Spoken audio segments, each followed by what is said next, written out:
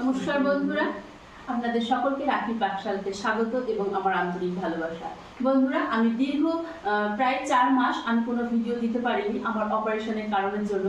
আপনারা জানেন এবং আমি বিশ্বাস করি আপনারা আমার জন্য প্রার্থনা করেছেন। আপনাদের প্রার্থনার জোরে এবং আমার জিহ্বা ঈশ্বরের আশীর্বাদে ইচ্ছাতে আমি আবার কিছুটা সুস্থ হয়ে আপনাদের সামনে আসতে পেরেছি। আমি খুব ভারী ভিডিও এখন করতে পারছি না, কাজ করা আমি মানে ভারী কাজ করতে পারি না। খুব হালকা হালকা ভিডিও আপনাদের সঙ্গে একটু যোগাযোগ রাখার জন্য আমি হালকা ভিডিও নিয়ে চলে আসবো। তো আজকে আমার ছেলে বললো চলো মা একটা ফ্রুট স্যালাড তৈরি করি। তো আমার ছেলে আর আমি এখন একটা ফ্রুট স্যালাড তৈরি করবো। ফ্রুট স্যালাডে আমি নিয়েছি বানানা 3 পিস মতো, banana, grapes, apple, orange, pomegranate, mosambi, guava এবং কিউই। আমার এই কটা ফ্রুটই আমি হাতের কাছে পেয়েছি বলে আমি এগুলো নিয়েছি। আরও ফ্রুট চাইলে আপনারা অ্যাড করতে পারেন।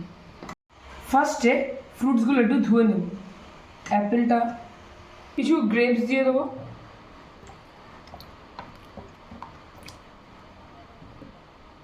একটা গুয়াভা, এগুলোকে একটু প্রপারলি ধুয়ে নেব। পমিগ্রানেটটা আমি একটু কেটে নিই।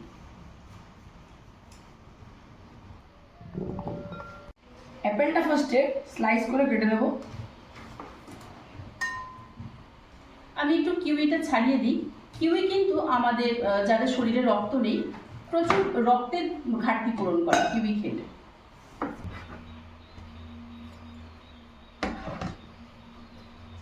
দেখুন বন্ধুরা, আমি ভালো করে ফ্রুটসগুলোকে পুরো পিস করে নিয়েছি।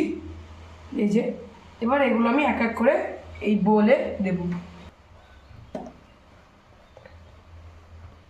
তারপর অরেঞ্জ, এইভাবে আমি সব ফ্রুটসগুলো দিয়ে দেব।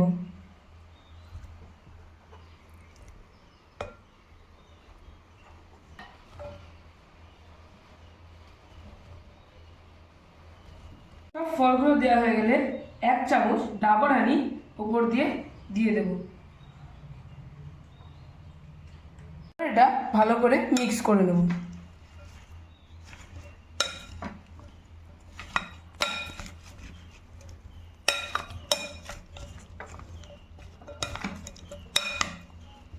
মেনলি হানি দেওয়ার কারণ হচ্ছে, হানি যেহেতু আমাদের শরীরের পক্ষে ভালো, তারপর আবার যখন ফ্রুট স্যালাডটা পুরো হয়ে যাবে তখন একটা আমাদের গ্লেজ আসবে ফ্রুটসগুলোতে, মানে ওটা শাইনি মনে হবে।